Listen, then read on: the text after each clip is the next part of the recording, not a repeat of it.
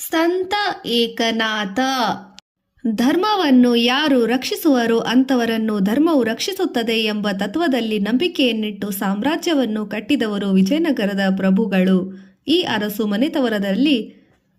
ಅರಸ ಮನೆತನದವರಲ್ಲಿ ಕೃಷ್ಣದೇವರಾಯನ ಹೆಸರು ಬಹು ಪ್ರಖ್ಯಾತವಾದದ್ದು.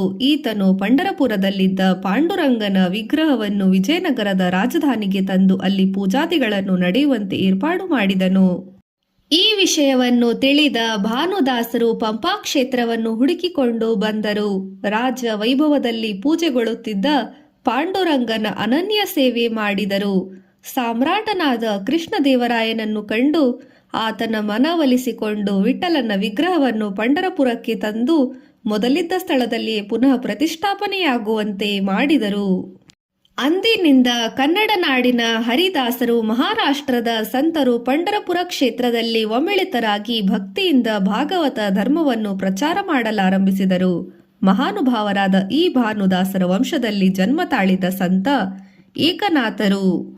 ಶಕಪುರುಷನೆಂದು ಖ್ಯಾತನಾದ ಶಾಲಿವಾಹನನು ಗೋದಾವರಿ ತೀರದ ಪ್ರತಿಷ್ಠಾನಪುರ ಎಂಬ ನಗರದಲ್ಲಿ ರಾಜ್ಯವನ್ನಾಳುತ್ತಿದ್ದನು. ಈ ನಗರವನ್ನೇ ಪ್ರಾಕೃತ ಭಾಷೆಯಲ್ಲಿ ಪೈಠಣ್ ಎಂದು ಕರೆಯತೊಡಗಿದರು. ಬಾಲ್ಯ. ಪೈಠಣ್ ನಗರದ ನಿವಾಸಿಗಳಾದ ಸೂರ್ಯನಾರಾಯಣ ಹಾಗೂ ರುಕ್ಮಿಣಿ ಎಂಬ ದಂಪತಿಗಳಿಗೆ ಶಾಲಿವಾಹನ ಶಕೆ 1455ರಲ್ಲಿ ಅಂದರೆ ಕ್ರಿಸ್ತಶಕ 1533ರಲ್ಲಿ ಮೂಲಾ ನಕ್ಷತ್ರದಲ್ಲಿ ಗಂಡು ಸಂತಾನವಾಯಿತು. ಈ ನಕ್ಷತ್ರ ದೋಷವೇನೋ ಎಂಬಂತೆ ಮಗು ತಂದೆ ತಾಯಿಗಳನ್ನು ಕಳೆದುಕೊಂಡು ತಬ್ಬಲಿಯಾಗಿ ಕೂಸಾಗಿದ್ದಾಗಲೇ ಅಜ್ಜ ಅಜ್ಜಿಯರ ನೆರಳಲ್ಲಿ ಬೆಳೆಯುವಂತಾಯಿತು. ಈ ಮಗುವನ್ನು ಬಿಟ್ಟರೆ ವಂಶಕ್ಕೆ ಬೇರೆ ಸಂತಾನವೇ ಇರಲಿಲ್ಲ. ಆದುದರಿಂದ ತಾತ ಚಕ್ರಪಾಣಿಯವರು ಈ ಮಗುವನ್ನು ಏಕನಾಥ ಎಂಬ ಹೆಸರಿನಿಂದ ಕರೆಯಲಾರಂಭಿಸಿದರು. ಮಗು ಏಕನಾಥನು ಬೆಳೆದಂತೆಲ್ಲ ಅವನಿಗೆ ಸರಿಯಾದ ರೀತಿಯಲ್ಲಿ ವಿದ್ಯಾಭ್ಯಾಸವು ದೊರೆಯುವಂತಾಗಬೇಕು ಎಂದು 6 ವರ್ಷದ ಬಾಲಕನಿರುವಾಗಲೇ ಚಕ್ರಪಾಣಿಯವರು ಆತನಿಗೆ ಉಪನಯನ ಸಂಸ್ಕಾರವನ್ನು ನೆರವೇರಿಸಿದರು. ಸ್ನಾನ, ಸಂಧ್ಯಾವಂದನೆ, ದೇವತಾರ್ಚನ ಮೊದಲಾದವುಗಳಲ್ಲಿ ಏಕನಾಥನಿಗೆ ಬಹು ಆಸಕ್ತಿ. ಬಾಲಕನು ಸಮಯಕ್ಕೆ ಸರಿಯಾಗಿ ನಿಯಮಕ್ಕೊಳಪಟ್ಟು ತನ್ನ ದಿನಚರಿಯನ್ನು ನಡೆಸಿಕೊಂಡು ಬರುತ್ತಿದ್ದನು. ಆತನ ಕಂಠದಿಂದ ವೇದ ಪಾಠಗಳನ್ನು ಕೇಳುವುದೆಂದರೆ ಪೈಠಣದ ಹಿರಿಯರಿಗೆ ಹಬ್ಬವೆನಿಸುತ್ತಿದೆ. ಕಾವ್ಯ, ನಾಟಕ ಮೊದಲಾದ ಸಂಸ್ಕೃತ ಸಾಹಿತ್ಯಾಭ್ಯಾಸದಲ್ಲಿ ಆತನನ್ನು ಸರಿಗಟ್ಟುವ ವಿದ್ಯಾರ್ಥಿಗಳಿರಲಿಲ್ಲ. ವೇದ, ವೇದಾಂತ ಮೊದಲಾದ ಉದ್ಗ್ರಂಥಗಳಲ್ಲಿ ಅಭ್ಯಾಸವನ್ನು ಪ್ರಾರಂಭಿಸುವಾಗ ಆ ಗ್ರಂಥಗಳಲ್ಲಿ ಅಡಕವಾದ ಜಟಿಲಾರ್ಥಗಳನ್ನು ಸುಲಭವಾದ ರೀತಿಯಲ್ಲಿ ತನಗೆ ತಿಳಿಸಿ ಹೇಳುವ ಗುರುಗಳನ್ನು ಪಡೆಯಲು ಆತನ ಮನಸ್ಸು ಹಾತೊಡಲಾರಂಭಿಸಿತು. ಗುರು ದೊರೆತರು. ಗೋದಾವರಿ ತೀರದಲ್ಲಿನ ಶಿವ ದೇವಾಲಯವೆಂದರೆ ಏಕನಾಥನಿಗೆ ಪಂಚಪ್ರಾಣ. ಆ ದೇವಾಲಯದಲ್ಲಿ ಬಂದಿಳಿದ ಸಾಧು ಸಂತರ ಸೇವೆಯನ್ನು ಆತ ಬಹು ಶ್ರದ್ಧೆಯಿಂದ ಮಾಡುತ್ತಿದ್ದ. ಅವರೆಲ್ಲರ ವೇಳೆಯಲ್ಲಿ ಏಕಾಂತದ ತಾಣವನ್ನು ಹುಡುಕಿಕೊಂಡು ಹೋಗಿ ಧ್ಯಾನಾಸಕ್ತನಾಗಿ ಕುಳಿತು ಬಿಡುತ್ತಿದ್ದ. ಹೀಗೆ ಏಕಾಂತದಲ್ಲಿ ಕುಳಿತಾಗ ಒಂದು ದಿನ ನಿನ್ನ ಆತ್ಮೋದ್ಧಾರಕರಾದ ಗುರುಗಳ ದೇವಗಡದಲ್ಲಿದ್ದಾರೆ, ನೀನು ಅವರಿಗೆ ಮೊರೆ ಹೋಗು ಎಂಬ ಸೂಚನೆ ಆಯಿತೆಂದು ಹೇಳುತ್ತಾರೆ. ಆಗ ತಕ್ಷಣವೇ ಏಕನಾಥನು ಯಾರಿಗೂ ತಿಳಿಸದೆ ದೇವಗಡದ ಮಾರ್ಗವನ್ನು ತುಳಿಯಲಾರಂಭಿಸಿದ. ಅಂದು ಇಂದಿನಂತೆ ಪ್ರವಾಸದ ಸೌಕರ್ಯಗಳ ಕಾಲವಾಗಿರಲಿಲ್ಲ. ಪೈಠಣದಿಂದ ದೇವಗಡದ ಸಮೀಪದ ದಾರಿಯೂ ಆಗಿರಲಿಲ್ಲ.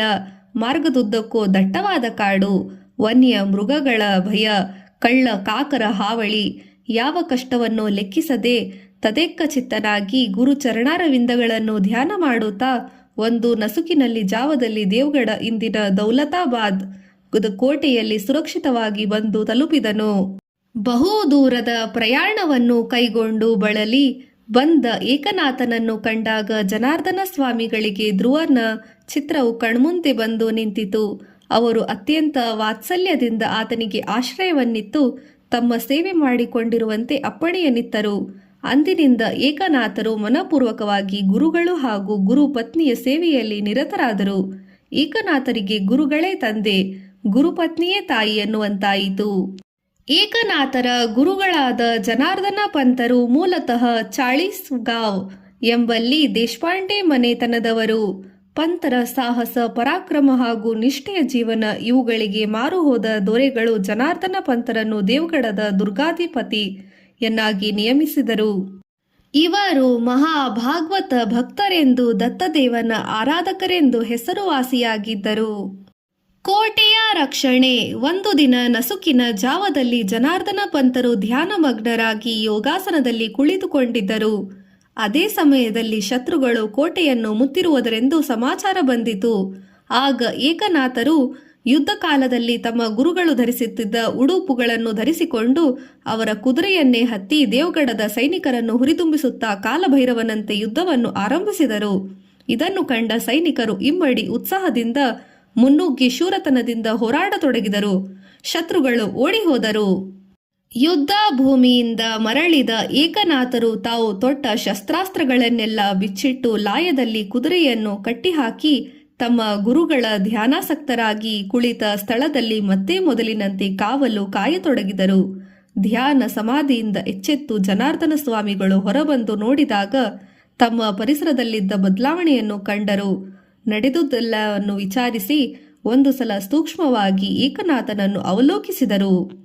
ಅನಂತರ ಆತನನ್ನು ಸಮೀಪಕ್ಕೆ ಬರಮಾಡಿಕೊಂಡು, ಮಗು, ನಿನ್ನ ಈ ಸಾಹಸದಿಂದ ನಾನು ಬೆರಗಾಗಿದ್ದೇನೆ. ಇಂದು ವಿಪತ್ತಿನಲ್ಲಿ ಸಿಲುಕಿದ ಈ ಕೋಟೆಯನ್ನು ರಕ್ಷಿಸಿದಂತೆ ವಿಧರ್ಮಿಗಳ ಪ್ರಭಾವಕ್ಕೆ ಸಿಲುಕಿರುವ ಸನಾತನ ಧರ್ಮವನ್ನು ರಕ್ಷಿಸುವ ಕಾರ್ಯವು ನಿನ್ನಿಂದಾಗಲಿದೆ. ಆ ತಪೋಬಲವು ನಿನ್ನಲ್ಲಿ ಬೆಳೆದು ಬರುವಂತಾಗಲಿ ಎಂದು ದತ್ತದೇವನಲ್ಲಿ ನಾನು ಪ್ರಾರ್ಥನೆ ಮಾಡಿಕೊಳ್ಳುವೆ ಎಂದು ಹೇಳಿ ವಾತ್ಸಲ್ಯದಿಂದ ಏಕನಾಥರ ಮೈದಡವಿ ಆಶೀರ್ವಾದ ಮಾಡಿದರು. ಹೀಗೆ ಸಿಕ್ಕುತ್ತದೆ. ದುರ್ಗದ ಖರ್ಚು ವೆಚ್ಚಗಳೆಲ್ಲ ಹೆಚ್ಚಾಗಿ ಪರಿಶೀಲಿಸುವಂತೆ ಗುರುಗಳು ಏಕನಾಥರಿಗೆ ಆಜ್ಞೆ ಮಾಡಿದರು. ಆಯಾ ವ್ಯಯಗಳನ್ನು ತಾಳೆ ಹಾಕಿ ನೋಡಿದಾಗ ಒಂದೇ ಒಂದು ಕಾಸು ಲೆಕ್ಕಕ್ಕೆ ಸಿಕ್ಕಲಿಲ್ಲ.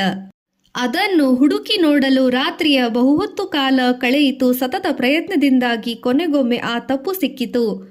ಸಿಕ್ಕಿ ಹೋಯಿತು ಎಂದು ಹರ್ಷಭರಿತನಾಗಿ ಏಕನಾಥರು ಕೂಗಿಕೊಂಡರು. ಚಪ್ಪಾಳೆಯನ್ನು ತಟ್ಟಿದರು.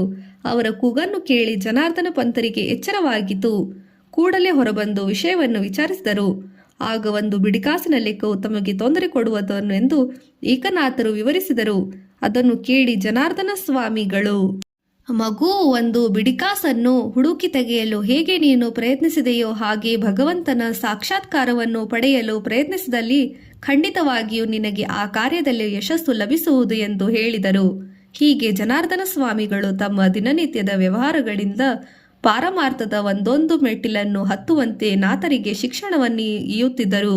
ಹೀಗೆ ಭಗವಂತನ ಸಾಕ್ಷಾತ್ಕಾರವು ಆಗುತ್ತದೆ ಎಂದು ಹೇಳಿದರು.